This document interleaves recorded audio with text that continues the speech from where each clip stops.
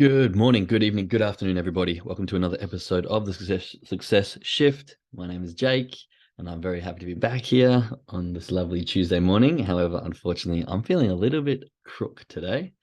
I woke up this morning and it was a real struggle to get out of bed. But the discipline, this is where discipline comes in because honestly, when you wake up in those mornings, motivation is at an all-time zero.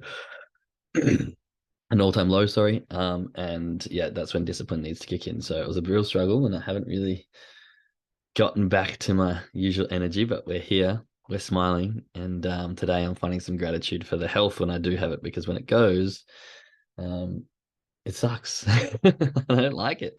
I mean, I'm not too bad. It's just at border, so I think I'll be having lots of garlic for dinner.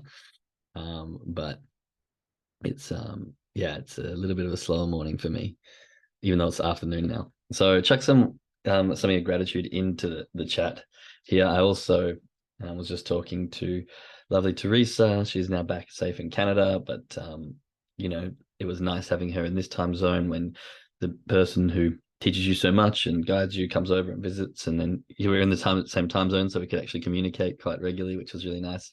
And now she's back, and you don't really realize these small things, but when you travel and when you got friends over in other time zones and stuff like that, it's makes a difference. So I'm really grateful that I had that time where we were in the same time zone, and I'm really grateful just that the internet obviously allows us to stay in contact. I was talking to my dad on the weekend, and we had a full video call, and he was able to see his grandson running around and having a giggle, and it was kind of like we were in the same room a little bit, which was really lovely. So yes, finding my gratitude for a bit of technology today as well.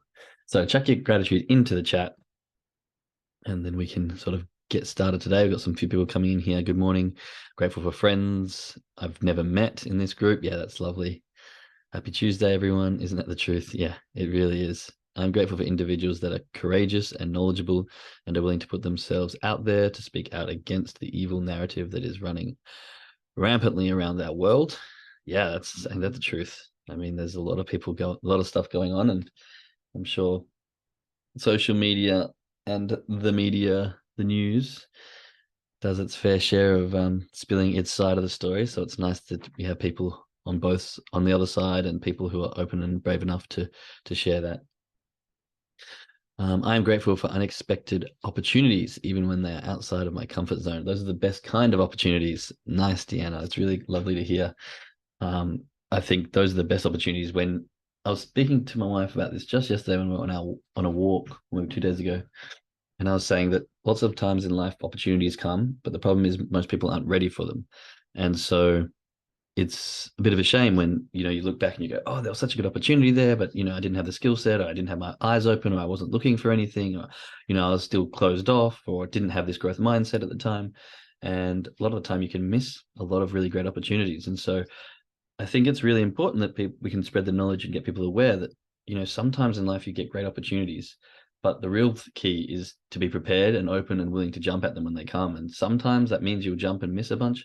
Sometimes that means you won't. Sometimes you'll jump onto something great. And I know that I wouldn't be where I am today if I wasn't raised with a sort of attitude of, just why not give it a go, see what happens. Because I've lived that way my entire life, and it's led me to some pretty amazing places so far. So I love that you're finding gratitude here. Unexpected opportunities are the best, and sometimes, funnily enough, and I was going to share another quote from this book again today, but I'm listening to Be Water, my friends. Again, it was such a good audiobook, and I find that when I'm jogging, it really gets me in a good state, but then I start thinking and I miss bits, so I can listen to good audiobooks 2 or 3 times. And they were really talking about how if you really want to be successful, you have to be water and just allow movement to happen. And the analogy here was the determination of water. If you've got a leak, if anyone's ever had water damage in their house, or you know bust pipes or something, water can just go, and it just doesn't stop, and it finds a way. It's not deterred by how it gets there, but it will get there, and it will keep moving, and it bends around, and it makes a new path. And if something stops it and there still needs to go somewhere, it will just find a way around, and it will mold and adapt to its environment. And it was a really cool analogy, and it really made me think about my journey and where I want to get to, and kind of the twists and turns that I've had along my way, all by just kind of exploring an opportunity. If it doesn't work out, waiting for another opportunity to open up and jumping on it. So you really got me with that gratitude there, because I think that's a great thing to be aware of and to be grateful for. So anyone else that has any of those opportunities, just be open-minded. That's all I'm saying, because you never know where they'll lead you. And sometimes it might be terrifying. That's when you get outside your comfort zone. Sometimes you may not know the logistics, but the idea sounds great. Just start and see what happens. That's my best advice to anyone. If something sounds like it's a good idea, or something sounds like it's fun, just start. You can always stop. Like, give it a go, because momentum usually, like, the motivation and the growth happens after the momentum. So, you got to start somewhere and just let that motivation start building things up, let the momentum build up, and then who knows where you'll end up. So thanks for sharing that, Deanna. I am grateful that I am surrounded by positive, genuine people in my life. Yeah, that's lovely to see over in the Kajabi room too. Okay, so what are we going to talk about today? Today, I really wanted to kind of bring back a topic. Well, I was actually talking about it on yesterday's call. So on the live call, I mentioned it briefly, and I want to go over and discuss a little bit more of the mindset aspect to this, of what happened. So this is one of my trades that I took yesterday at London Open. And I just want to go through in a bit more detail, because I think this is a really good learning opportunity. And it was for me. And this is kind of those pivotal moments I've had on my journey. And just as I was talking about before, how all the twists and turns you go along the way. In my trading journey, I've had the same. I felt like I've been going off in one direction, and then I realized actually that's not the best for me. And I've had a pivot, but also moving forward. And I have these moments, and this comes from, objectively reviewing and going over and rethinking about this particular trade.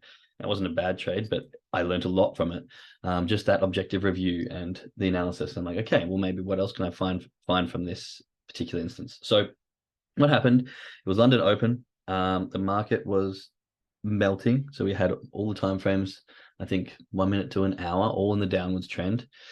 I jumped on the charts. I was a little bit early. I had a quick look, and I just had this very intuitive thought. I was like, market's going to drop. I'm just going to wait for it to pull up here, hopefully give us the entry candle, and I just know it's going to drop. Obviously, wait for my confirmations, wait for my entry candles, etc. So I was waiting, and then it happened just as market open happened. Unfortunately, we got an EMA shift on the market open. Now, just to clarify for the traders who trade us in the New York Open, London Open is slightly different. It's not as volatile. It's not as explosive. It doesn't go back and forth as much. So I do actually trade very close to the market open, if not sometimes the market open candles, only in London session, not in New York session, just to clarify. So we had this EMA shift. Then the next candle was the TDI shift. And I was like, perfect, it's a TDI shift after the EMA shift. It's broken our lows, good to go. But what happens in the London session is candles are much smaller. So, I think my stop loss could have been about 12 points. So I've got a little bit of wiggle room in the London session. It's a lot smaller stop loss that I work with, so therefore I can increase my lot size. So I increased my lot size. I was like, you know what? I've actually got some wiggle room. I'm gonna up my lots a little bit here. So I took a higher leverage trade and entered the trade happily. But I could feel as soon as I entered this trade, I was like, oh, okay. I actually did some calculations on, points per pips and stuff like that. And I was like, okay, well, 10 points would be this amount and 15 points would be this amount. And I was like, well, it's pushed down a little bit now. Like, I don't want it to reject here and turn around. I'd hate to take a loss from this level. And all of a sudden, my full trade management psychology had completely shifted. Now, I spoke a lot about on the calls, accepting the risk and fully acknowledging the risk before you enter a trade, and understanding your relationship with money, and how it affects you and the fluctuations and all this sort of stuff. So at the time, I'd done my calculations, I'd completely accepted my risk. But when price started to move, I was like, oh, actually, in the dollar amount, so my head switched to percentage, and it switched to future aspects. It was no longer just what's happening at candle closure. Okay, this is how I'm going to manage my trade. It was like, oh, if I close here, which is not any part of my trading plan, I would earn this amount of dollars, which is not the strategic way that I usually think about it. And then I was like, okay, this is strange. And so then what happened was I ended up moving my stop loss down to break even, because I was like, oh, it's made a bit of profit now. I'd be really upset if it turned around and went all the way back up and I had to take a loss. And so all these things I was predicting to come forward, I was like, oh, and then this could happen, and this could happen, and this could happen. And and the emotion started to get to me about, what could happen in the financial aspect. And it's different to how I've been training myself to trade over the last however many days, weeks, months, years. And it was really interesting to observe. Now, in the moment, it was really hard to notice that this was happening to me. I didn't really think. All my logical thought was, if this returns and I take a loss, this is going to impact me, and I don't want that to happen. So what I do, I move my stop loss. I didn't wait till candle closure and trail by spread times 2 below the yellow once it passed my entry, which is my usual trail method. It hadn't reached a level or had a huge candle for me to capture points, but I just kind of was like, oh, well, I don't want to lose, so I'll move it in front of my take profit, my break even, and I don't want this trade to go to nothing, so I'll grab a little bit. And so I had like 3 or 4 points, maybe 5 points in profit, I think 4 points, and then it came back, wicked me out, took me out of the trade, and then traveled on for another 75 points or something along those lines. And it was a beautiful 75 points. Like when you observe it, if I trailed the way I usually trail, I could have collected, maybe 50, 60 of them. So what happened here? What happened in this case? Well, many things played a part of it. And, I could have reacted in many ways and said, oh, I deserve this, I deserve that. And, at the end of the day, I was like, I got 4 points. I have to be happy with this. So I left it. I came back and observed. But what I realized was that my relationship with money had altered. The amount now that was increased, I was risking more. And so I don't think I'd fully come to terms with the risk. Like I had come to terms with the risk in a financial aspect, but I hadn't come to the psychological aspect of accepting the risk in the sense of like the next fear that comes in. So we've got fear of being wrong, the fear of missing out, the fear of leaving money on the table, and the fear of letting a winning trade turn to a loss. And so I don't usually have a fear of a winning trade turning to a loss, but now that the leverage was higher, I was like, oh no, like now that I've had this much profit, I actually don't want to take a loss on this because I'd feel foolish for giving away, that much profit. And so when we make these small changes and as your account grows and as you develop, these are going to occur. Your lot size is going to increase. If you're compounding, these things are going to happen. And so we have to be really self-aware, really aware on what it is that impacts us, what it is that makes us tick or makes us get more emotional. And so this was a new one for me, but I really urge you all to look at your relationship with money, because even if you have maybe got a lot of it under control, small certain aspects, and now this wasn't I didn't take a loss, I actually took a profit here. And, it could have been more, not that is an issue to think about, but it was a good learning process where the small change in lot affected my relationship with my money, which made my emotions think and made me start to live in the future more than in the present moment. And so therefore I just completely went out the window with my trade management, and I didn't get anywhere near the points that I could have. And so these remember I was talking the other day about the 1%ers. There's just the difference between a professional profitable trader and someone who's kind of stuck in this zone, novice who understands but isn't making growth, is these 1% differences. The ability to say no to this particular trade because it's 9 out of 10, not 10 out of 10 in your trading plan. The ability to understand that this is my target price, and if I'm trailing my stop loss, I'm going to take my points and be grateful for that, not I'm going to hope and then, oh no, I gave back an extra 5, 6, 7 points instead. It's the ability to understand that, oh, this slight increase actually had an issue with my relationship with money, and that's something I need to work on now. So these little small 1% is what's going to make it. And they're everywhere. You can find them whenever you're looking at yourself in trading, but it's really important. And I urge you this is the whole concept of this podcast and my mindset course in general, is that every single one of us listening, every single one of us trading is going to have a small thing that they need to change, but it might not be the same thing. The thing that I need to change or look at is not going to be the same thing that Aaron or Judy needs to change. The thing that Darren needs to change may not be the same thing that any of us need to change. You never know. Okay. And so this is why it's so hard to teach, but the whole purpose and I think the overall outlook is that you need to be able to self-assess. You need to be able to become aware of your own intricacies and the things that make you tick, the things that bring up your emotions, and the things that make you react. Because we want to be responding to the charts as they happen in real time, not reacting to them in an emotional based way. Okay, so I hope that makes sense. It's a really small change that I made, and it wasn't like a big loss or win or anything drastic to my account, but by going back and objectively reviewing what happened, I was very much able to find a point in myself where I need to work on and to grow on. So I definitely encourage you to do the same when you're doing your reviews of your trades. Okay. So next thing I want to talk about is a little bit about resilience. And this comes from this kind of thing. So I had a choice yesterday. I could have seen the 70-point drop, been super frustrated that I got taken out, then got mad, got emotional, got revengeful, tried to trade back. And then I think after that, it pulled up a little bit and then just consolidated like all day. So I could have wasted my time. I could have sat there trying to get points back that I felt I deserved. I could have just entered and tried to catch it on the way down. I mean, in hindsight, it would have worked, but most of the time, it doesn't. So there's all these aspects that I could have done relative to my emotion. But one thing that I'm learning a lot from my son, especially, is just resilience. And we're going to get beaten up by the market multiple times. But the thing is, every time we do that, if we can take something away, we're going to be getting one step closer, one step closer. And so I find a lot of people will take a lot of lessons and then they get like, that's it. I can't do this anymore. We have to have that resilience. We have to keep going, but we have to understand also that we can't let the small things build up too big. So if you've got an issue, if you've got a loss, if you've got a lesson that you're trying to get through, allow it to come, learn from it, but don't let it compile. Don't let it grow and fester and get bigger, because there's always going to be new things that you're going to want to learn. And there's always going to be new aspects about yourself that you're going to want to change.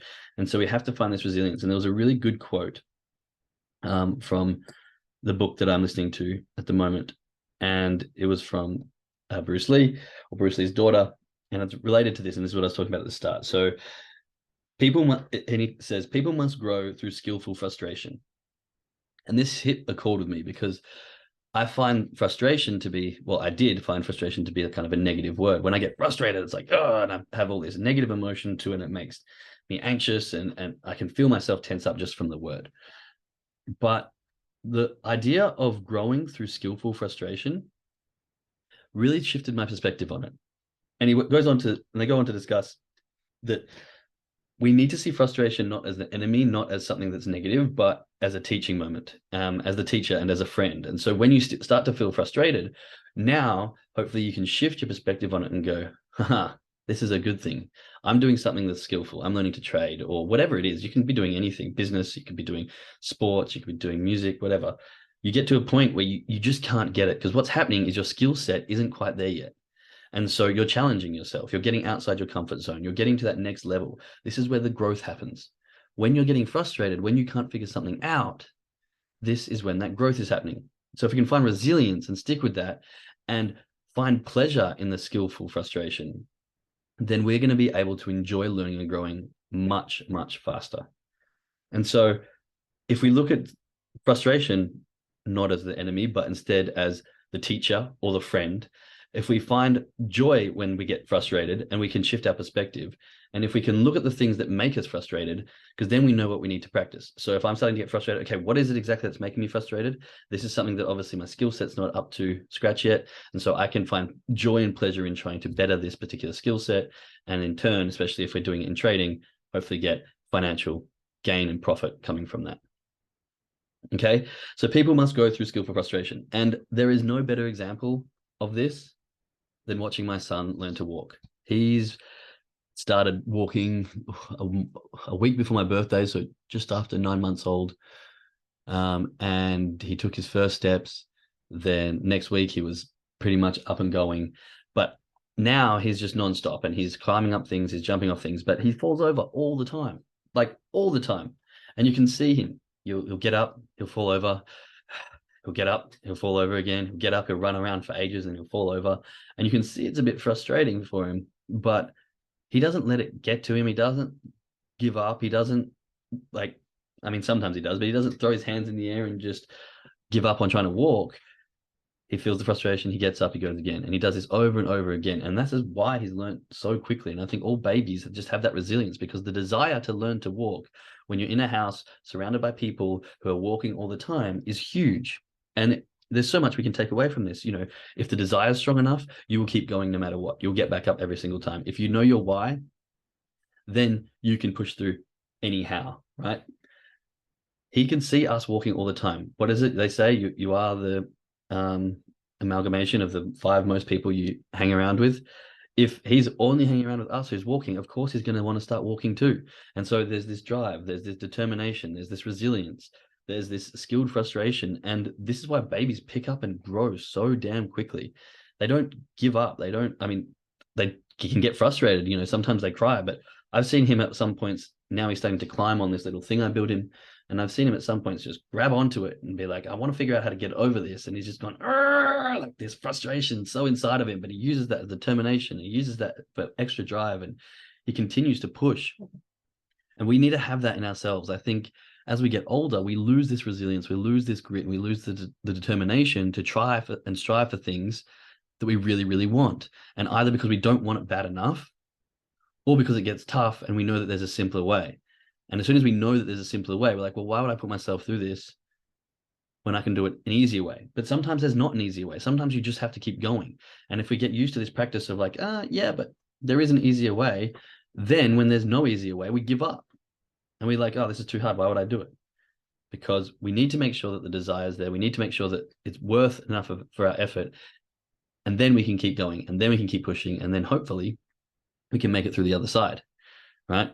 And this is, I think, the key to any aspect of life, to whatever you're trying to do. If you can find the resilience, you can find that skillful frustration point, and you can just keep pushing, and then find joy and pleasure in the points where you get frustrated, you will become unstoppable. And again, this just comes down to our perspective. Life's about perspective. I've got it up here. Life's all about perspective. Remember, you can always find a different point of view. I have it right here so I can read it most days, because it does make a difference. Before, I was like, frustration is a negative thing. I don't want to feel frustrated. It gets me all tense and it gets me flustered and it makes me want to quit. Now I've shifted my perspective and I can see frustration as a joyful, happy thing that's actually pushing me forward and breaking me out of the comfort zone and into my growth zone and leveling up my skills. It's the same with the gym. I mean, the gym's a perfect example because it's a physical thing that most of us have experienced. When you get to a point where you can't do a push-up or you can't do any more chin-ups and you're like, oh, my muscles are at breaking point, they're at fully fatigued, the fibers are breaking, and you're like, oh, I can't do this anymore. You're getting frustrated, but you're trying a new skill and you keep going. And then the next day your muscles are all sore, but you're like, oh, I actually feel kind of good. And over time that growth happens because you keep putting yourself into this breaking point, into this zone where you're frustrated and you can't go any further. But gym junkies, for example, they're massive because they end up loving that. They end up falling in love with that space of like failure. If you can really learn to love that breaking point, that failure point, and the frustration and growth that comes with it, I truly believe you can do absolutely anything. Okay. So I hope that makes sense to some people listening. Just wanted to bring a couple of those lessons that I've learned from the trade on Monday, and a couple of things that I'm taken away from A, my son, and B, that lovely book that I'm reading. And I really recommend to anyone, give it a read or a listen. But Be Water by Sharon Lee. It's about Bruce Lee's philosophies. It's a lot. I didn't realize Bruce Lee was such a philosopher rather than a martial artist. Very fascinating stuff. Okay. Well, we've got a couple of minutes left until our trading call. So I'm going to wrap it up there. Don't forget to read through it. Where's my trading journal? Oh, I don't find my journal. Here it is. It's under here. No? Okay. Well, I'm going to go find my trading journal. I recommend you guys go find yours, go read through it, read through your trading plan, do your brain warm up, make sure that you've got everything sorted and organized for your trading session. Maybe go get a coffee. I've been a little bit slower, so I've got extra water and extra coffee with me today. And yeah, just give yourself that patience and disciplines and try and find that resilience for the growth moments. Okay. I hope you guys managed to get something out of today, and we'll jump over to the trading call. Much love, and I'll speak to you again tomorrow. Oh, actually, lastly, I want to say that this week we will be Tuesday, Thursday, Friday, as per usual. But starting next week, I'm actually changing the podcast to Tuesday, Wednesday, and Thursday. So we'll have Mondays and Fridays off. The podcast will be Tuesday, Wednesday, Thursday, the live calls. Because the funded account coaching that I'm running is starting on Thursday or Friday morning for me, but Thursday night for people over in the States and Canada. And that's starting next week on the 6th of July. So if you want to get into that, it's been released today. Spots are filling up really quickly, so I'd jump in on that. Otherwise, yeah, the podcast Tuesday, Wednesday, Thursday starting next week. All right, thanks, guys.